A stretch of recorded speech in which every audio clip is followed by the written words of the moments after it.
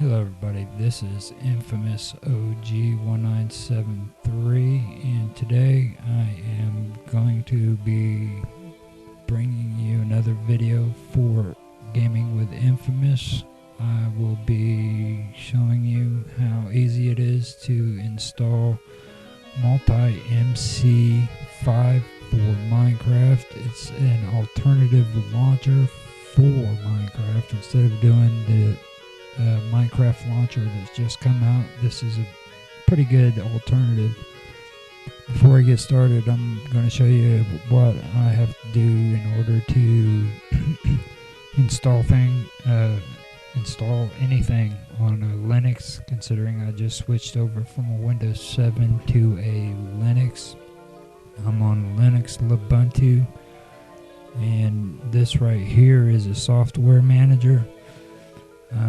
You go in there, and right there I'm showing the software managers because I wanted to show that when you do a search for Multi-MC5 and you look for it on the manager, it doesn't show up. And the reason why it doesn't show up is because first you have to go to the website and download the Linux version of Multi-MC5 in order for it to download onto your computer, and then after it downloads, it'll pop up in the software manager and it'll install from there, and then it pops up and it does updates. So this right here was kind of showing it, even though I know the pixels aren't all that great. I don't know what I was thinking. I figured I would just go through it and show that it wasn't there, and I really didn't have to. But I went ahead and did that. It's kind of a good way of showing off the manager. Usually you can go to Google search and search for Multi-MC5 or Multi-MC. It doesn't matter, it shows up. I believe it's the first one in the search engine. That's what it was for me. I just searched for it inside of the Google Chrome or Google search, and it popped up. It was the first one actually. So I just click on it, and it takes me to the site. You don't even have to sign in and get an account or anything. You just get the download, and once you get to the site, it'll give you an option of downloading the Windows version, the Mac version, and then the Linux version, and then there's 3 separate selections. Mine's Dev, considering Dev is Ubuntu and Ubuntu, but there's different versions like Mint and all the other ones. I haven't gone through all of the Linux versions yet, but that's basically what it is. You got 3 different setups there. Then when you get that version and you get the download, it'll pop up this on this page when you get to the page, and the page is actually pretty cool because those symbols that are there are little emblems for what is called let me get that real quick.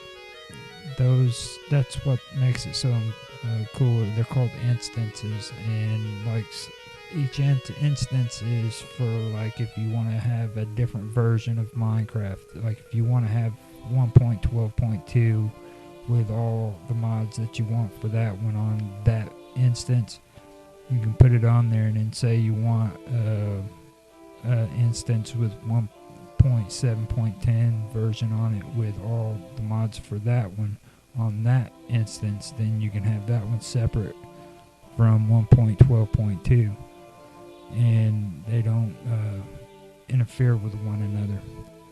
And that's one issue that I've seen with the launchers. If they have them all in one thing, and you can separate them according to each version. So basically, you get that, and when you go to get the download on the Linux, what you usually have to do is you have to also go into the file and you have to make it an executive file, which means you go down to properties, then you go over to permissions, and then you allow it to be executionable. Sometimes it's a check mark, other times you have to say everyone or a certain amount group of people are able to access the file. But that's basically what it is, and it's in this permissions. Now, once you do that and the download's done, you'll get the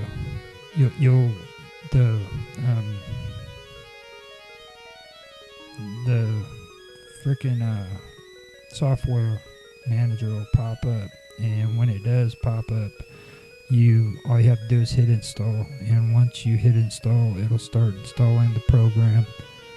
It might take a while, so go get yourself something to drink, or whatever it is that you need to do, and when you're ready, it'll be done, and it'll install for you.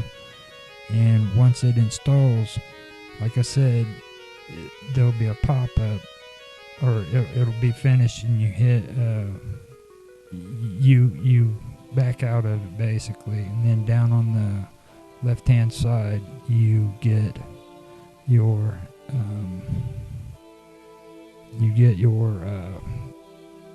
download in the right-hand side.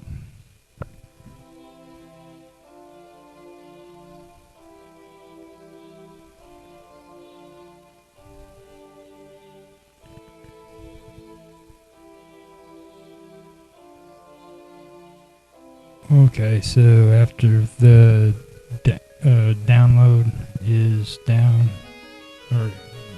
and the installation is finished, you install it, or it's installed, and it becomes a priority, which I don't really know what that means, but after that, you back out of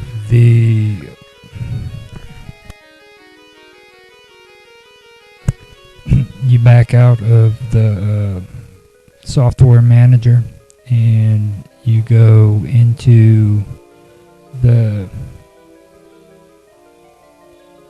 game section of the start menu, I guess you could call it, and MC5 should be there waiting for you when you're ready to play it. Yeah, it's right there on the left-hand side, right there. You just click on it, and it starts downloading all of the updates on it, and that'll take a little while. And once it gets done, it'll pop right up on there.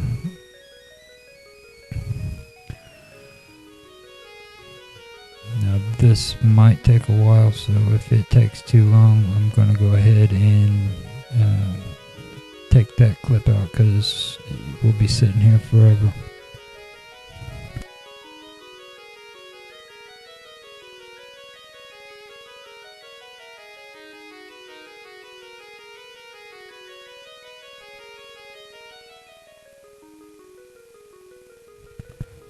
Now, once you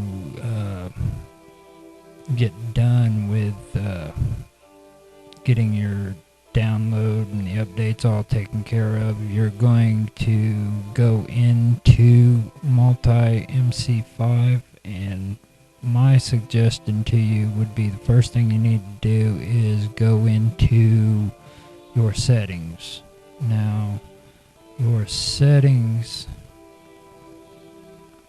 are up on the top, and it's the third from the left option with the camera thing.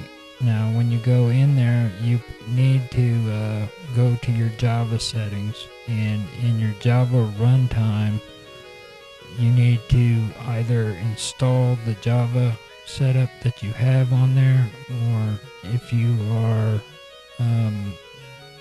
if you don't have Java, then you need to install one, and that will take care of your Java.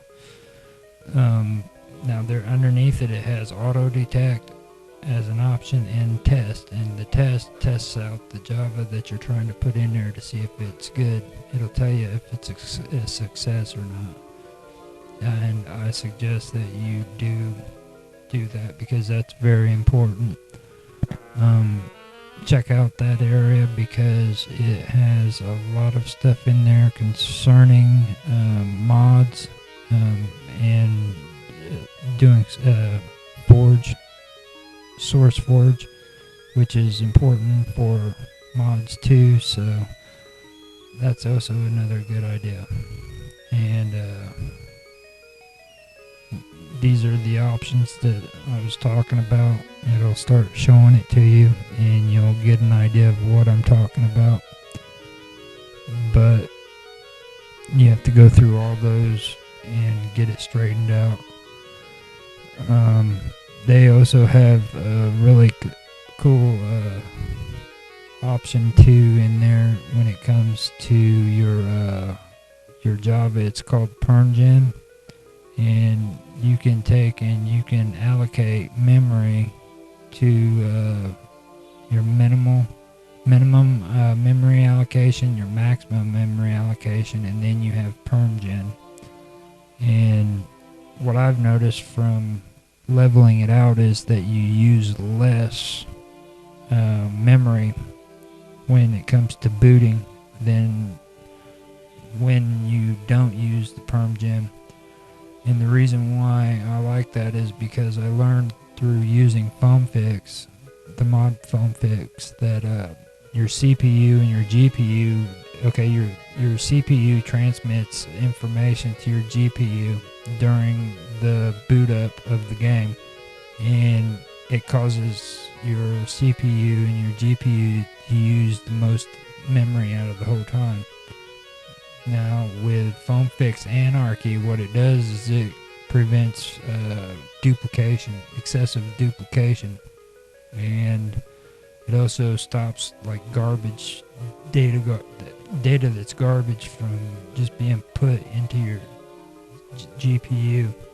It's a pretty cool deal, and that also on top of that PermGen, I've noticed really helps out with lowering the amount of memory that's involved in it. So that would be a good idea for getting. And the first one that you should really think about is getting FoamFix. That's a really good mod, and I do have other things involved too that's pretty good.